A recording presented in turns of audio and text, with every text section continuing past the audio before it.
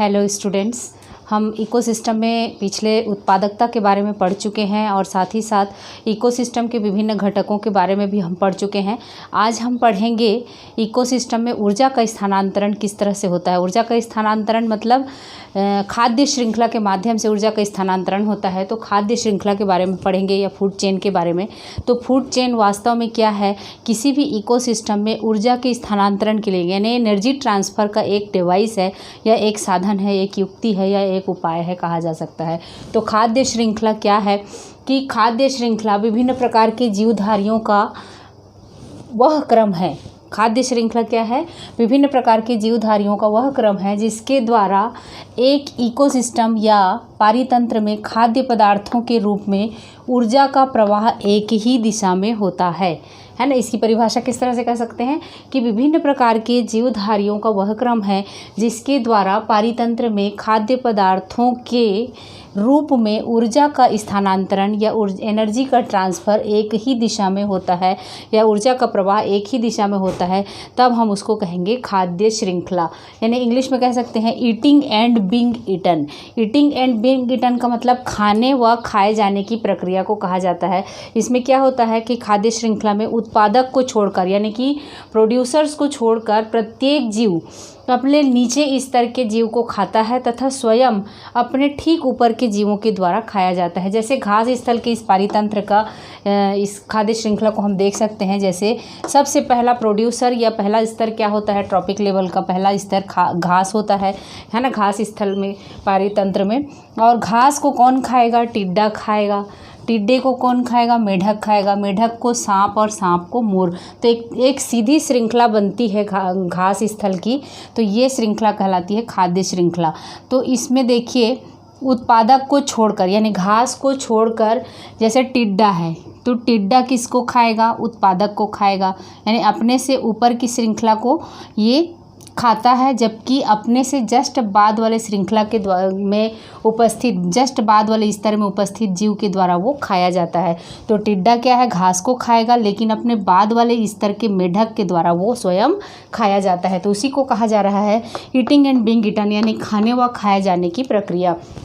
उत्पादक को छोड़कर प्रत्येक जीव अपने निचले स्तर के जीव को खाता है, अपने निचले स्तर के जीव को खाता है, अपने से निचले स्तर के जीव को खाता है और अपने बाद वाले स्तर के द्वारा खाया जाता है। तो किसी भी खाद्य श्रृंखला में अंतिम पोषक स्तर के जीवों को कोई नहीं खा सकता। लास्ट स्तर जो होता है, जैसे इसमें इस घास स्थल के इकोसिस्टम में आखिरी पोषक स्तर कौन सा है? मोर का है। तो मोर को और कोई भी जीव नहीं खा सकता है। किसी भी पारितंत्र में एक ही खाद्य श्रृंखला नहीं चलती है, बल्कि अनेक खाद्य श्रृंखला एक साथ क्रियाशील होती हैं। तो वैकल्पिक रास्ते खाद्य ऊर्जा के स्थानांतरण के बन जाते हैं, तो वो कहलाता है खाद्य जाल। तो आगे हम उसकी भी चर्चा करेंगे। तो जलीय पारितंत्र में सबसे अधिक पोषक स्तर पाए जाते हैं। तो वो कैसे होता है? अभी हम एक एक उदाहरण लेकर देख सकते हैं। जैसे घास स्थल का खाद्य श्रृंखला पारितंत्र में खाद्य श्रृंखला का अध्ययन करेंगे तो घास में सबसे पहला उत्पादक T1 लेवल घास है। उसके बाद इन उत्पादकों को खाने वाले शाकाहारी टिड्डे हैं। टिड्डे को खाने वाले जो हैं वो मेढक हैं। मेढक को खाने वाले सांप और सांप को खाने वाले मोर हैं। तो घास को T1 लेवल कहा जा सकता है, टिड्डे को T2, मेढक को T3 और T4 सांप को और मोर को T5 कहा जाता है। ये T क्या है? ट्रॉपिक लेवल्स हैं, है ना। ट्रॉपिक लेवल या पोषक स्तर हैं। किसी भी इकोसिस्टम में पोषक स्तर इस तरह से जीवों की पोषक स्तर में जीवों की एक श्रृंखला बनती है और ये श्रृंखला कहलाता है खाद्य श्रृंखला या फूड चेन। तो ये घास स्थल का हो गया। उसी तरह से समुद्र का देखा जाए तो समुद्र में सबसे पहला स्तर होता है पादप प्लवकों का या फाइटोप्लैंक्टॉन्स का होता है। फाइटोप्लैंक्टॉन्स जो छोटे छोटे हरे पौधे जो होते हैं वो समुद्र के जमीन स्तर पर पाए जाते हैं, वो फाइटोप्लैंक्टॉन्स कहलाते हैं। इन फाइटोप्लैंक्टॉन्स को खाते हैं ज़ूप्लैंक्टॉन्स यानी कि प्राणी प्लवक, है ना। इन पौधों को फाइटोप्लैंक्टॉन्स को खाने वाले छोटे छोटे जो जीव होते हैं समुद्र के अंदर में, उनको कहा जाता है प्राणी प्लवक या ज़ूप्लैंक्टॉन कहा जाता है। इन ज़ूप्लैंक्टॉन्स को खाती हैं छोटी मछलियाँ। छोटी मछली को खाएंगी बड़ी मछलियाँ और बड़ी मछलियों को उनसे भी बड़ी मछलियाँ जैसे शार्क आदि जो है वो सबसे बड़ी मछलियाँ जो होती हैं वो व्हेल या शार्क जो होती हैं वो खाती हैं इनको। तो इस तरह से समुद्र के खाद्य श्रृंखला में कौन कौन आएंगे? सबसे पहले फाइटोप्लैंक्टॉन होंगे या पादप प्लवक। दूसरा स्तर कौन सा होगा, प्राणी प्लवक या जू प्लैंकटन का होगा। तीसरा, उनको छोटी मछली खाएंगी, छोटी मछली को बड़ी मछली और बड़ी मछली को बहुत बड़ी मछलियाँ। तो इसी तरह से ये झील के इकोसिस्टम में या तालाब के इकोसिस्टम में हम देखेंगे, खाद्य श्रृंखला का अध्ययन करेंगे तो सबसे पहला लेवल क्या होगा, शैवाल होगा, हरे पौधे हो शैवाल होंगे झील में, जो कि हरे होते हैं, नीले हरे होते हैं और ये फोटोसिंथेसिस के द्वारा अपना भोजन स्वयं बनाते हैं। इन शैवालों को खाएंगे अमीबा या इस तरह के सूक्ष्म जीव खाएंगे। इनको अमीबा और इन अन्य सूक्ष्म जीवों को जो शैवाल को खाते हैं उनको छोटे छोटे कीट खाएंगे झील में। छोटे कीटों को क्या, थोड़े से बड़े स्तर के कीट खाएंगे। बड़े स्तर के कीट जो होते हैं, बड़े साइज़ के कीट, उनको छोटी मछलियाँ खाएंगी और छोटी मछलियों को बड़ी मछलियाँ खाएंगी।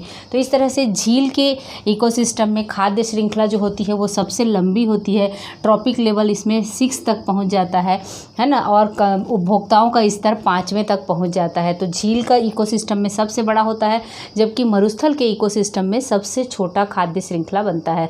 तो एक साथ कई खाद्य श्रृंखलाएँ चलती हैं और उनको खाद्य जाल कहा जाता है किसी भी इकोसिस्टम में। ठीक है, अब इकोसिस्टम की टाइप्स की बात करें तो टाइप्स ऑफ इकोसिस्टम 3 टाइप के होते हैं। एक तो होता है grazing food chain, types of food chain है ना। इकोसिस्टम में फूड चेन की 3 प्रकार होती हैं। एक तो परभक्षी या चारण श्रृंखला जिसको ग्रेजिंग फूड चेन कहा जाता है। दूसरा है परजीवी फूड चेन यानी परजीवी खाद्य श्रृंखला यानी पैरासाइटिक फूड चेन। तीसरा है मृतोपजीवी खाद्य श्रृंखला या सैप्रोफाइटिक फूड चेन। 3 टाइप के हैं, एक तो परभक्षी है, दूसरा परजीवी है और तीसरा है मृतोपजीवी। परभक्षी यानी कि एक दूसरे को भक्षण करने की क्रिया को क्या कहलाते हैं, परभक्षण। दूसरे को एक जीव जो है वो दूसरे को खा जाता है पूरी तरह से, तब उसको कहेंगे परभक्षी। तो परभक्षी या ग्रेजिंग फूड चेन में क्या होता है, स्टार्टिंग होता है हरे पौधे से स्टार्ट होता है। हरे पौधे को शाकाहारी जंतु खाएंगे और शाकाहारी जंतुओं से होते हुए मांसाहारी जंतुओं तक पहुंचता है और मांसाहारी में भी अलग अलग स्तर होता है और टॉप कॉर्निवोर्स या उच्च स्तर के मांसाहारी तक जाता है। तो इसमें क्या, कहाँ से शुरुआत होता है, छोटे जीव जंतु से बड़े जंतुओं की ओर जाते हैं। उपभोक्ताएं कैसे होते हैं, उपभोक्ताओं का स्तर छोटे जंतु से बड़े जंतु की ओर जाता है। जैसे हम घास स्थल का पारितंत्र को ग्रेजिंग फूड चेन या फिर परभक्षी चारण श्रृंखला कह सकते हैं। जैसे घास को टिड्डा खाएंगे, ये छोटे हैं, उनसे बड़े मेढक हैं, उनसे बड़े सांप हैं, सांप से बड़े मोर हैं। तो छोटे जीवों से बड़े जीवों की ओर जाता है परभक्षी या ग्रेडिंग फूड चेन में। सामान्यतः इसी प्रकार की खाद्य श्रृंखला पाई जाती है। किसी भी इकोसिस्टम में सबसे सामान्य रूप से पाई जाने वाली खाद्य श्रृंखला जो है वो परभक्षी खाद्य श्रृंखला या ग्रेजिंग फूड चेन पाया जाता है। दूसरा क्या है, पैरासाइटिक फूड चेन या पैरासाइटिक फूड चेन या परजीवी खाद्य श्रृंखला। इसमें भी हरे पौधे से ही स्टार्ट होता है खाद्य श्रृंखला और हरे पौधों को शाकाहारी खाएंगे, जैसे शाकाहारी जीव जंतु खाएंगे, जैसे गाय है, बकरी है। और इन बकरी या गाय के अंदर में जो कृमि स्थित होते हैं, उनके शरीर में या पेट के अंदर आंतों में कृमि उपस्थित होते हैं और कृमि पर फिर उनके ऊपर जो है वो सूक्ष्म जीव निर्भर रहते हैं या माइक्रो ऑर्गेनिज्म। तो इस तरह से या परजीवी के रूप में कृमि के ऊपर में स्थित होते हैं।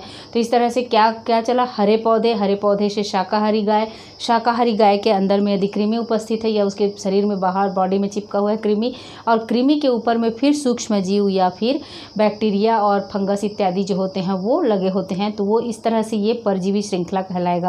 मतलब ये एक दूसरे पर निर्भर है। शाकाहारी गाय के ऊपर में कृमि निर्भर है और कृमि के ऊपर में सूक्ष्म जीव निर्भर है, लेकिन पूरी तरह से निर्भर हैं, परजीवी के रूप में रहते हैं। कृमि जो है वो पूरा पोषण जो है वो गाय से प्राप्त करेगा और सूक्ष्म जीव जो है वो कृमि से प्राप्त करेगा।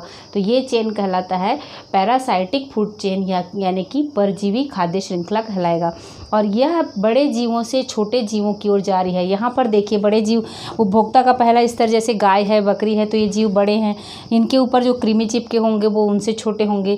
कृमि के ऊपर में जो और माइक्रो ऑर्गेनिज्म या सूक्ष्म जीव होंगे वो और छोटे होंगे। तो इसीलिए यह श्रृंखला कैसे जाती है, बड़े जीवों से होकर छोटे जीवों की ओर जाती है। तो दूसरा फूड चेन कौन सा हो गया, पैरासाइटिक फूड चेन हो गया।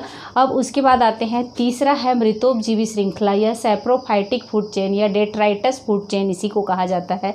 तो नाम से ही जाहिर है मृतोपजीवी किसको कहेंगे, मृत जीवों को, है ना। मृत जीवों से सूक्ष्म जीवों की ओर चलती है, अर्थात मृतोपजीवी किनको कहेंगे, मृत जीवों से अपना भोजन प्राप्त करते हैं तो उनको कहेंगे मृतोपजीवी, है ना। मृतोपजीवी तो मृत जीवों से सूक्ष्म जीवों की ओर चलती है। जैसे मृत जीव, कोई भी जीव जंतु जो है वो मृत हो जाते हैं, उनको कौन खाता है? गिद्ध और चील खाते हैं। गिद्ध और चील को फिर उन पर जो आश्रित परजीवी होते हैं उनको खाता है। तो इस तरह से मृतोपजीवी श्रृंखला में कहाँ से स्टार्ट होता है? मृत जीवों से स्टार्ट होता है और सूक्ष्म जीवों की ओर चलता है। जबकि परजीवी में क्या होता है? परजीवी में हरे पौधे से ही स्टार्ट होता है और सूक्ष्म जीव की ओर चलता है। ग्रेजिंग में क्या होता है? हरे पौधों से स्टार्ट होता है लेकिन शाकाहारियों से होते हुए मांसाहारियों के विभिन्न स्तर तक जाते हैं। ये छोटे जंतु से बड़े जंतु की ओर जाते हैं ग्रेजिंग फूड चेन में। परजीवी में बड़े जंतु से छोटे जीवों की ओर जाते हैं। और मृत जीवों में ये मृतोपजीवी में क्या होता है? मृत जीवों से सूक्ष्म जीवों की ओर ये श्रृंखला चलती है। तो इस तरह से खाद्य श्रृंखला क्या है? कोई भी इकोसिस्टम में ऊर्जा के स्थानांतरण की एक विधि है या ऊर्जा के स्थानांतरण का एक डिवाइस है, साधन है। और इसमें क्या होता है कि खाने और खाए जाने की प्रक्रिया चलती है और पहले स्तर का जीव जो है वो अपने से नीचे स्तर के जीव को खाता है और अपने बाद वाले स्तर के द्वारा वो खाया जाता है। तो ये किसी भी इकोसिस्टम में एक ही खाद्य श्रृंखला नहीं चलती है, कई खाद्य श्रृंखलाएं एक साथ चलती हैं और वो फूड वेब या खाद्य जाल का निर्माण करती हैं। खाद्य जाल सबसे ग्रासलैंड का जो है वो ग्रासलैंड में घास, टिड्डे, मेढक, सांप और मोर का श्रृंखला चलता है। उसी तरह से इसमें पादप प्लवक, प्राणी प्लवक, छोटी मछली, बड़ी मछली और उससे भी बड़ी मछली, इस तरह से पॉन्ड और लेक में सबसे लंबी खाद्य श्रृंखला कौन से इकोसिस्टम की होती है? ये क्वेश्चन आता है। तो ये पॉन्ड या लेक या झील का जो इकोसिस्टम होता है वो सबसे लंबी खाद्य श्रृंखला होती है। उसमें खाद्य श्रृंखला झील का सबसे लंबी, और मरुस्थल में क्या पाया जाता है? सबसे छोटी खाद्य श्रृंखला पाई जाती है। इसमें टाइप्स की बात करें फूड चेन की या खाद्य श्रृंखलाओं की, तो परभक्षी चारण या grazing food chain, parasitic food chain और सैप्रोफाइटिक फूड चेन, 3 प्रकार के हैं। इसमें ग्रेजिंग में क्या होते हैं कि छोटे से बड़े जंतु की ओर जाते हैं। परजीवी में क्या होते हैं? बड़े से छोटे जीवों की ओर जाते हैं। और मृतोपजीवी में क्या होते हैं? मृत जीव से सूक्ष्म जीवों की ओर यह श्रृंखला चलती है। ठीक है, तो ये हो गया फूड चेन के बारे में। आगे देखते हैं हम खाद्य जाल क्या है।